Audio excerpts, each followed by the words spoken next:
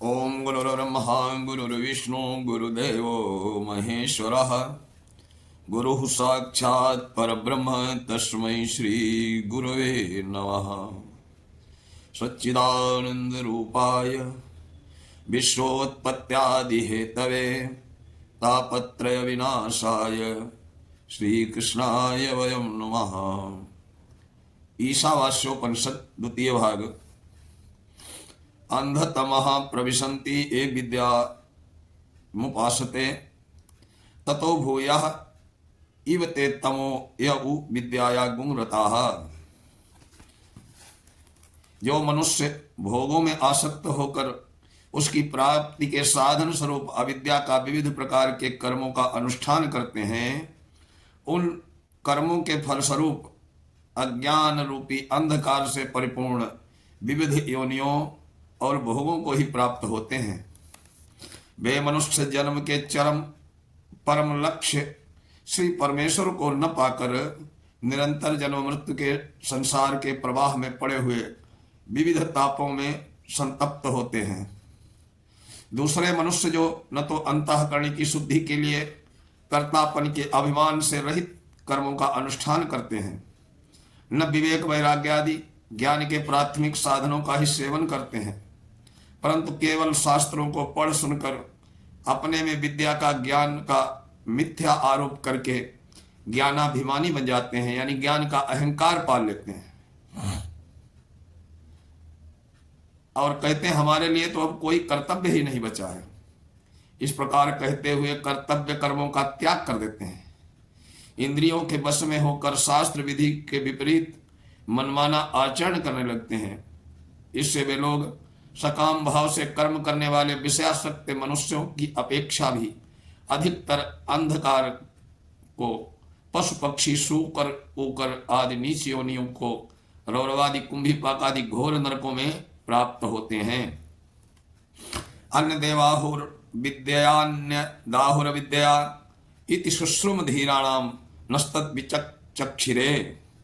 सर्वोत्तम फल प्राप्त कराने वाला ज्ञान का यथार्थ स्वरूप है नित्यानित्य वस्तु का विवेक, क्षण भंगुर विनाशशील अनित्य अहलौकिक और पारलौकिक भोग सामग्रियों उनके साधनों से परिपूर्ण विरक्ति, संयम पूर्ण पवित्र जीवन और एकमात्र सच्चिदानंद घन पूर्ण ब्रह्म के चिंतन में अखंड संलग्नता। इस यथार्थ ज्ञान के अनुष्ठान से प्राप्त होता है पर ब्रह्म पुरुषोत्तम। यथार्थ ज्ञान का सर्वोत्तम फल ज्ञानाभिमान से रत स्वेच्छाचारी मनुष्यों की जो दुर्गति फल मिलता है उससे सर्वथा भिन्न और विलक्षण है। इस प्रकार सर्वोत्तम फल प्राप्त करने वाले कर्म का स्वरूप है कर्म में कर्तापन के अभिमान का अभाव, राग द्वेष फल कामना का अभाव, अपने वर्ण आश्रम तथा परिस्थिति के अनुसार केवल भगवत सेवा में भाव से श्रद्धा पूर्वक शास्त्र विहित कर्म का यथा योग्य सेवन। इसके अनुष्ठान से समस्त दुर्गुण और दुराचारों का अशेष रूप से नाश हो जाता है। हर्ष शोकादि समस्त विकारों से रहित होकर साधक मृत्युमय संसार सागर में तर जाता है। सकाम भाव से किए जाने वाले कर्मों का जो पूर्ण जन्म रूप फल कर्ता को मिलता है उससे इस यथार्थ कर्म सेवन का फल सर्वथा भिन्न और विलक्षण है। इस प्रकार हमने उन परम ज्ञानी महापुरुषों को सुना है जिन्होंने हमें विषय पृथक पृथक रूप से व्याख्या सहित भली बात समझाया है। विद्या चा विद्याम च यस्तद वेदो भयगुंसः अविद्या मृत्युम तीर्थवा विद्या मृत्युमश्नुते। कर्म और अकर्म का वास्तविक रहस्य समझने में बड़े बड़े बुद्धिमान पुरुष भी भूल कर बैठते हैं। इसी कारण कर्म रहस्य से अनभिज्ञ ज्ञान के अभिमानी मनुष्य कर्म को ब्रह्म ज्ञान में बाधक समझ लेते हैं। अपने वर्णाश्रम उचित आवश्यक कर्तव्य कर्मों का त्याग कर देते हैं, परंतु इस प्रकार के त्याग से उन्हें त्याग का यथार्थ फल कर्म बंधन से छुटकारा नहीं मिलता है। इसी प्रकार ज्ञान अकर्मावस्था यानी नैष्कर्म, का तत्व न समझने के कारण मनुष्य अपने को ज्ञानी और संसार से अपने ऊपर उठे हुए मान लेते हैं। अतः तो अपने को पुण्य पाप से अलिप्त मानकर मनमाने कर्माचरण में प्रवृत्त हो जाते हैं, कर्मों का भार रूप समझकर उन्हें छोड़ देते हैं और आलस्य, निद्रा, प्रमाद में अपने दुर्लभ मानव जीवन के अमूल्य समय को नष्ट कर देते हैं। इन दोनों प्रकार के अनर्थों से बचने का एकमात्र उपाय कर्म ज्ञान के रहस्य को साथ साथ समझकर उनका यथा योग्य अनुष्ठान करना ही है। इसीलिए इस मंत्र में कहा गया है कि जो मनुष्य इन दोनों तत्वों को एक ही समय भली भांति समझ लेता है, वो अपने वर्णाश्रम परिस्थिति के अनुसार शास्त्र विहित कर्मों का स्वरूपतः त्याग नहीं करता है, बल्कि उनमें कर्तापन के अभिमान से, राग द्वेष और फल कामना से रहित होकर उनका यथा योग्य संपादन करता है। इसके उसकी जीवन यात्रा भी सुखपूर्वक चलती है और इस भाव से कर्मानुष्ठान करने से फलस्वरूप उनका अंतःकरण समस्त दुर्गुणों और विकारों से रहित होकर निर्मल हो जाता है। भगवत कृपा से मृत्युमय संसार से सहज ही तर जाता है। इस कर्म साधन के साथ विवेक वैराग्य संपन्न होकर निरंतर ब्रह्म विचार स्वरूप ज्ञानाभ्यास करते रहने से श्री परमेश्वर के यथार्थ ज्ञान का उदय होने पर शीघ्र ही पर ब्रह्म परमेश्वर को साक्षात प्राप्त कर लेता है। अंधम, देव, पितर, मनुष्यादि की उपासना किस प्रकार करनी चाहिए? अविनाशी परिब्रह्म किस प्रकार तत्व को समझकर उनका अनुष्ठान करने वाले मनुष्य ही उनके सर्वोत्तम फलों को प्राप्त होते हैं। इस भावना को समझने के लिए पहले उन दोनों के यथार्थ स्वरूप को न समझकर अनुष्ठान करने वालों की दुर्गति का वर्णन करते हैं। अंधम तमः प्रविशन्ति ये संभूति उपासते ततो भूया इव ते तमो यऊ संभूत्यागुंरताः। जो मनुष्य विनाशशील स्त्री, पुरुष, धन, मान, कीर्ति, अधिकार आदि श्लोक और परलोक की भोग सामग्रियों में आसक्त होकर उन्हीं को सुख का हेतु समझते हैं, उन्हीं के अर्जन सेवन में सदा संलग्न रहते हैं एवं इन भोग सामग्रियों की प्राप्ति, संरक्षण और वृद्धि के लिए विभिन्न देवता, पितर, मनुष्य आदि की उपासना करते हैं, जो स्वयं जन्म मरण के चक्र में पड़े हुए होने के कारण अभावग्रस्त और शरीर की दृष्टि से विनाशशील हैं, उनके उपासक से भोगासक्त मनुष्य अपनी उपासना के फलस्वरूप विभिन्न देवताओं, लोकों को, भोग योनियों को प्राप्त होते हैं। यही उनका अज्ञान रूप घोर अंधकार में प्रवेश करना है। दूसरे, जो मनुष्य शास्त्र के तात्पर्य को, भगवान के दिव्य गुण, प्रभाव, तत्व और रहस्य को न समझने के कारण न तो भगवान के भजन पर ही ध्यान करते हैं, न श्रद्धा का अभाव और भोगों से आसक्ति होने के कारण लोक सेवा, शास्त्र भी देवोपासना में ही प्रवृत्त होते हैं। ऐसे वे विषयासक्त मनुष्य झूठ मूठ ही अपने को ईश्वरों को उपासक बतलाकर सरल हृदय जनता में अपनी पूजा कराने लगते हैं। ये लोग मिथ्याभिमान के कारण देवताओं को तुच्छ बतलाते हैं। शास्त्रानुसार अवश्य कर्तव्य देव पूजा, गुरुजनों का सम्मान सत्कार करना भी छोड़ देते हैं। इतना ही नहीं, दूसरों को भी बागजाल में फंसाकर उनके मनों में भी देवोपासना आदि के प्रति अश्रद्धा उत्पन्न करते हैं। ये लोग अपने को ही ईश्वर के समकक्ष मानते और मनवाते हुए मनवाने दुराचरण से प्रवृत्त हो जाते हैं। ऐसे दंभी मनुष्यों को अपने दुष्कर्मों का कुफल भोगने के लिए बाध्य होकर कुकर शुकर योनियों और औरवादी कुंभी पाकादि नरकों में जाकर भीषण यातनाएं भोगनी पड़ती हैं, और यही उनका विनाशशील देवताओं की उपासना करने वालों की अपेक्षा भी अधिकतर घोर अंधकार में प्रवेश करना है। अन्य देवाहु संभवाद अन्य दाहुर संभवाद इति शुश्रूम धीराणाम ए नस्तद विचक्षिरे।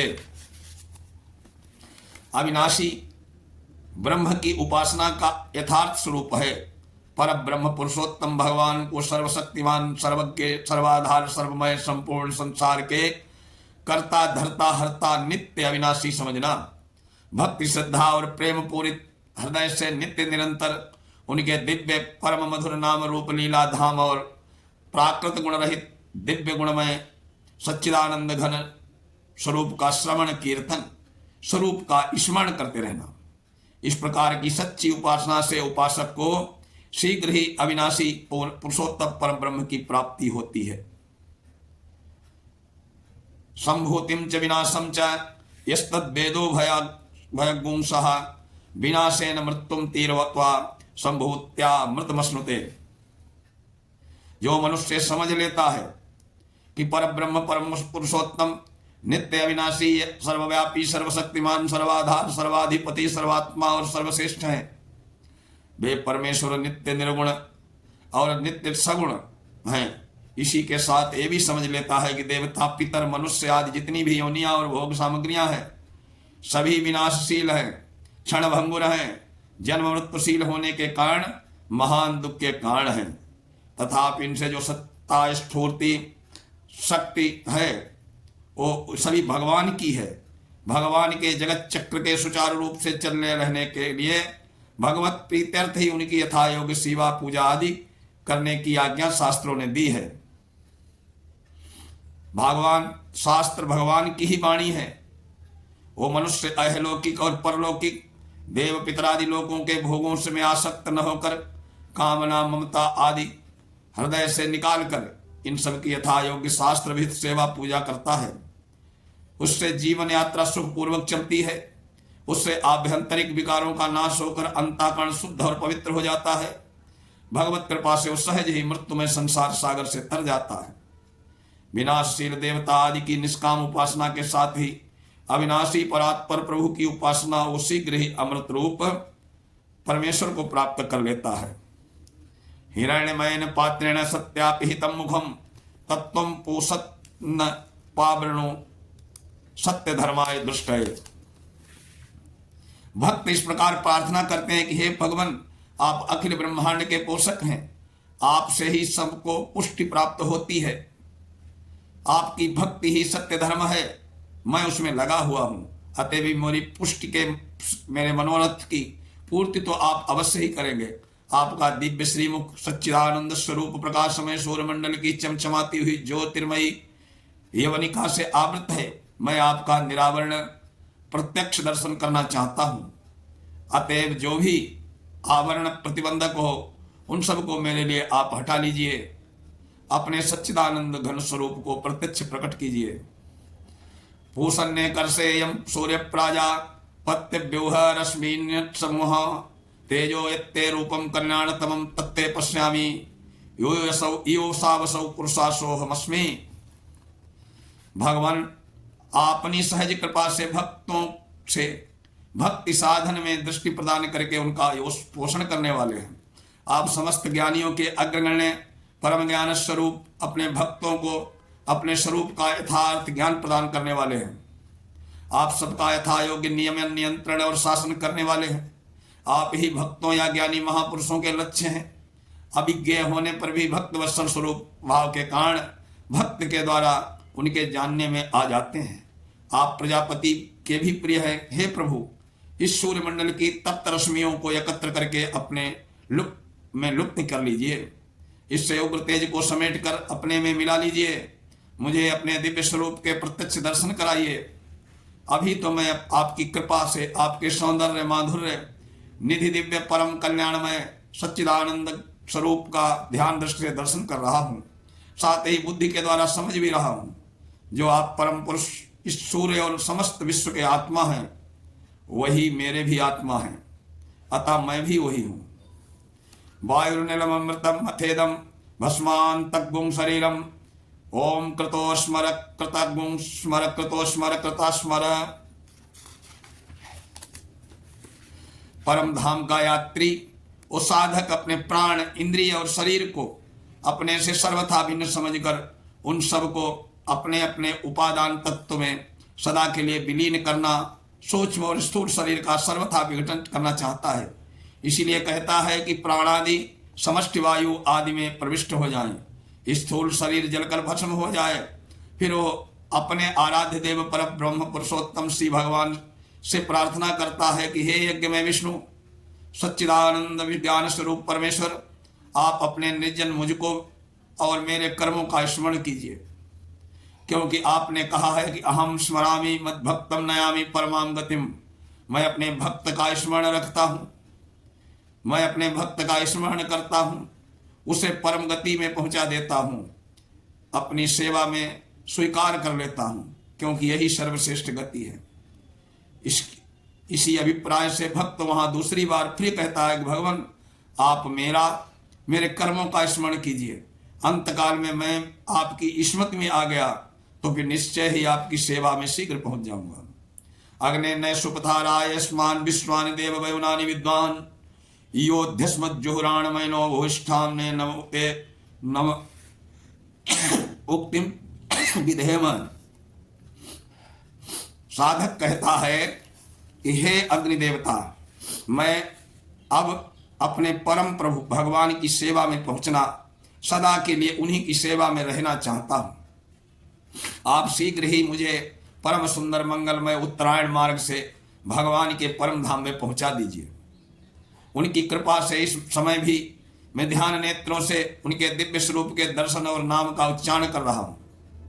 तथापि आपके ध्यान में मेरा कोई ऐसा कर्म शेष हो जो इस मार्ग में प्रतिबंधक का रूप हो, तो कृपा करके उसे नष्ट कर दीजिए। मैं आपको बार बार विनय पूर्वक नमस्कार करता हूँ। ओम पूर्णमिदः पूर्णमिदं पूर्णात् पूर्णमुदच्यते पूर्णस्य पूर्णमादाय पूर्णमेवावशिष्यते। ओम शांति शांति शांति। इस प्रकार आज ईशावास्य उपनिषद संपूर्ण हुआ। अगले वीडियो में केनोपनिषद की व्याख्या होगी। ओम श्री परमात्मने नमः।